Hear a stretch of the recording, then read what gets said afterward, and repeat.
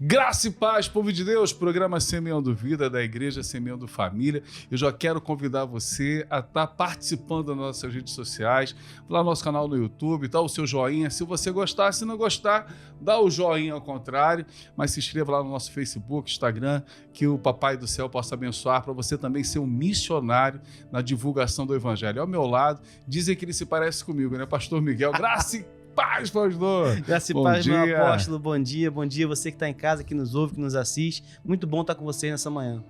Pastor, no Evangelho de João, no capítulo 4, a palavra do Senhor traz uma direção muito forte para uma realidade nos dias atuais. A Bíblia diz que nos últimos dias o amor de muitos se esfriaria.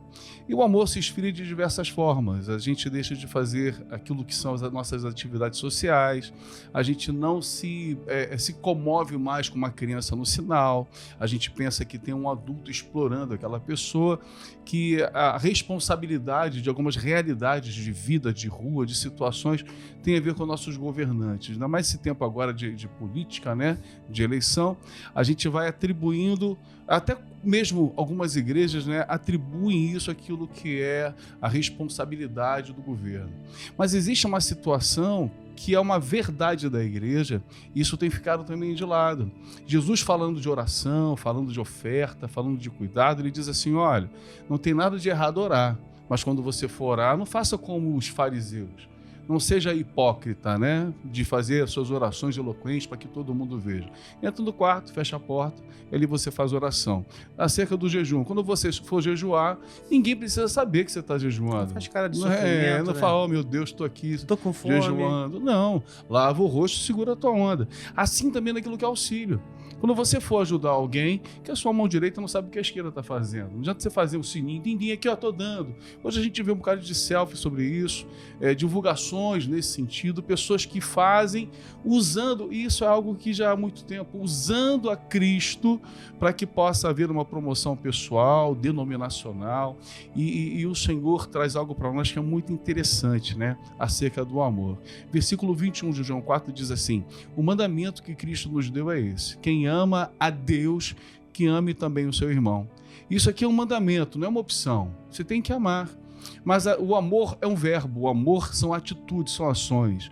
E aquele que ama, né, é igual o filho dizendo que ama o pai com interesse. Né? É a mãe dizendo que ama o marido, o esposo, né? Com aquilo que é o interesse. Então, nesse tempo que nos tem trazido um confronto muito grande como igreja, já há alguns anos, são muitas pessoas, denominações, as suas atitudes de amor, mas para prevalecer em cima daquilo que é o Evangelho.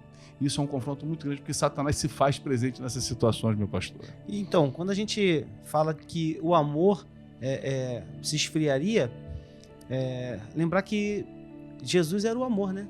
Amém. A expressão de Jesus através das pessoas, do Emanuel, o Deus conosco, né? O Deus através de nós, o Deus que eu estou levando para as pessoas, Jesus, está se esfriando, ele está se apagando, eu estou deixando de demonstrar. Por N situações, essas que o senhor já falou aí, né?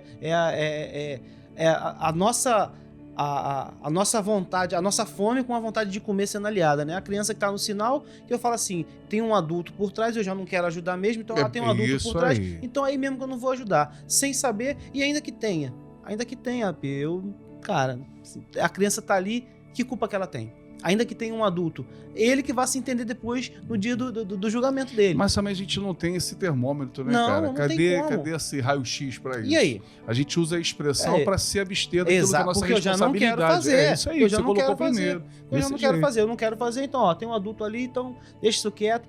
E aí a gente tá vendo essas deformidades de caráter sendo expressas justamente porque o Emanuel deixou de estar conosco. Forte. O Emanuel deixou de estar através de nós, né? O amor que está se esfriando é o Emanuel que está deixando de ser Emanuel.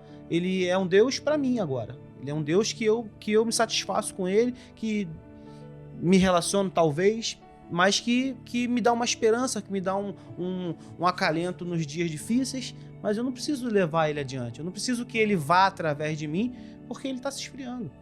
Eu tenho, nesses anos de ministério, né, um confronto muito grande, né? Porque é muito fácil a gente tirar de dentro de uma situação de igreja e a gente pensar no próximo do lado de fora da igreja. E essa é a missão. Né? A missão é a gente resgatar o perdido, cuidar do necessitado, do órfão e da viúva. Isso é uma realidade do evangelho da igreja. A Bíblia diz isso. A verdadeira religião é essa, né?